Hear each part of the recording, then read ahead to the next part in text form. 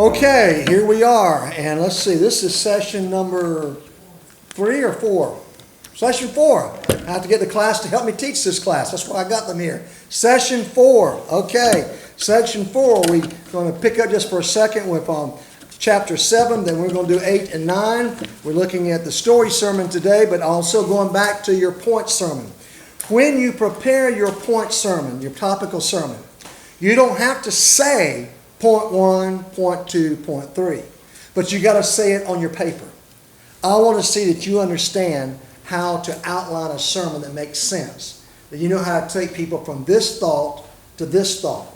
And not, because some people, they have a hard time, bringing a people through a thought, an idea, a concept, a purpose, a message, or whatever else. So I want to see it on your paper outline with a scripture and a point for every scripture and the name of the point with every point. But you don't have to get up and say, now point 1, now point 2. You can say the first thing I want you to see, or we're going to start out this first, now the next verse I want you to see, and this is it, and you do it that way. However you say it's okay. But the outline must have the points. That's from chapter 7 and the message there. Okay, now let's look at chapter 8, and we're going to talk about a story sermon. I can take any story in the Bible and immediately begin to break it down and see truths in that story. Any story. And one of the things I've done through the years is sometimes a student will bring a message to class, and I look at that and I say, this has the potential of a great message. But they just they're rambling, and they're not, and they haven't got it, hold of it. And I have taken, and even on 2 or 3 occasions, I've taken them and surprised them by preaching it in the pulpit the next Sunday. Because it was a message that ministered to me, and therefore if it ministers to me, it's going to minister to other people. Because unless I get ministered to, how can I let them feel what God's heart is in that situation? And as a result, they see a whole, and they think, wow. I said, you could do the same thing. You could do the same thing. I want you to see how to do it. I want you to understand that just getting up talking is not preaching.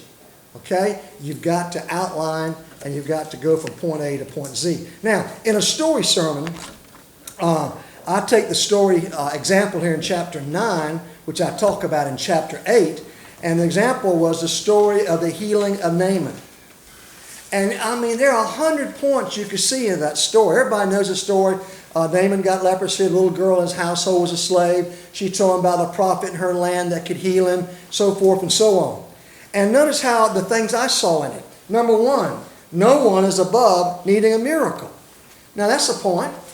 Or I could have said, if you need a miracle, God's got his voice near you. And it could have been the little girl telling him. You see what I'm saying? You can see all kind of things in that, and whatever comes to your heart becomes your point that you're bringing out. So a story sermon is like a topical sermon, except in the story sermon, you've already got the material. See what I'm saying? In a topical sermon, you're having to research and find the material to create the message around the thought that you have in your heart. But in a story sermon, the material's already there. All you got to do is see a message in it. You got to see a message in there. In this case, since it was on healing, I titled it 5 Steps to Healing in the Life of Naaman. And I gave the 5 steps. And I could have given 5 different steps. I could have approached it 100 different ways. This is just the ones that came to me when I preached this message. No one is above needing a healing. And I point out he was a mighty man. He was rich and powerful. Even the rich and powerful need the hand of God. And it's evident that God's hand was upon him because God was working in his life to have somebody there that could tell him the truth he needed to hear. Point number 2, truth is revealed to Naaman. And the little girl, slave girl, brings the truth to him.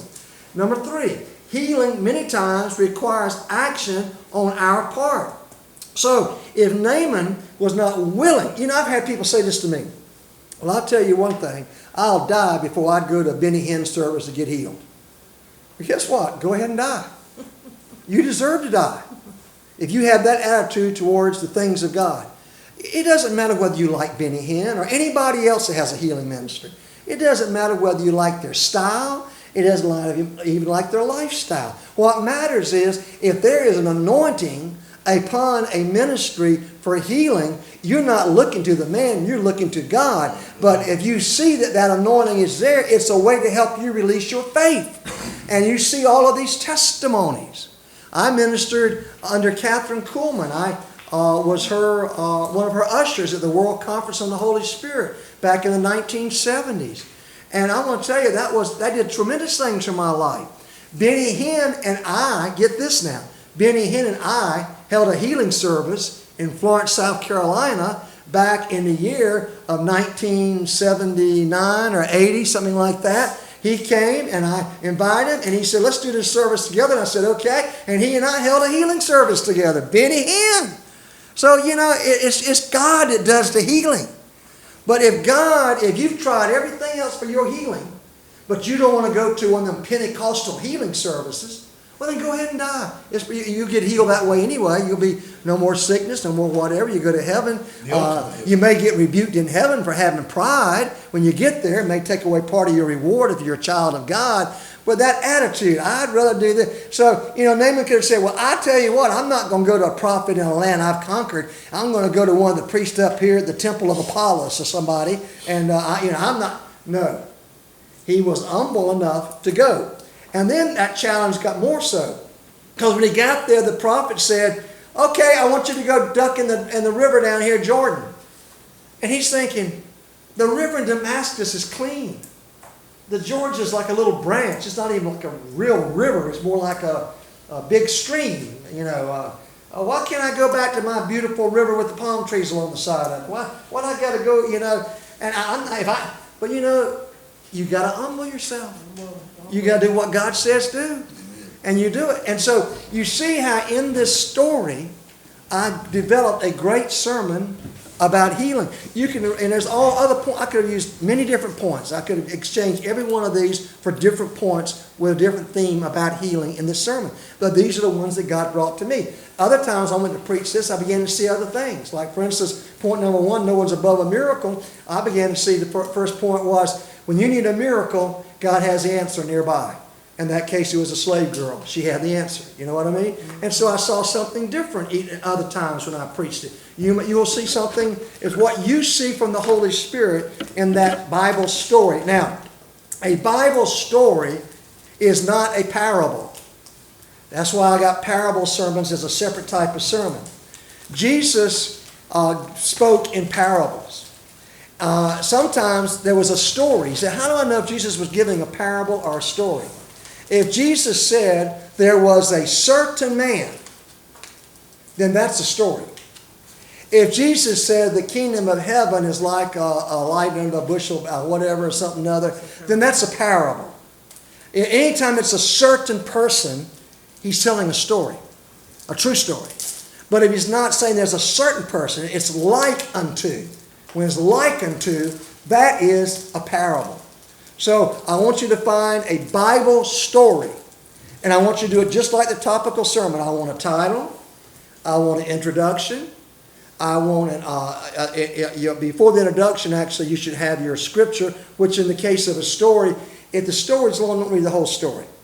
Read a couple of verses, tell them 2 or 3 verses. Read a verse, tell 2 or 3 verses. In other words, read and tell the story if it's a long story. If it's a short story, it's only about 10 verses, then read the whole 10 verses. But if it's a story that's 2 or 3 chapters long, or even a whole book long, like in the case of Ruth and Jonah and whatever, then you need to give a verse and tell the story. Give a verse and tell the story. And you sort of tell the story, and then you say, now here, we're going to look in here and see what God's got for us. And you go back to your first part of the story, and you say, first point is, and you bring out something about Ruth or about Jonah or whatever else, and you begin to get your points as you go through it, and you give the truth there is in that story that will help somebody in their preparing a message, okay? All right, so I want everybody, it can be from the Old Testament, it can be from the New Testament, but I want an expository sermon, okay? I want a story sermon, excuse me, sorry. I look at looking down where it said expository, and I said expository. I want a story sermon out of everybody here. All right? Okay, that concludes this lecture. We're going to take a break, and we'll get to the next lecture.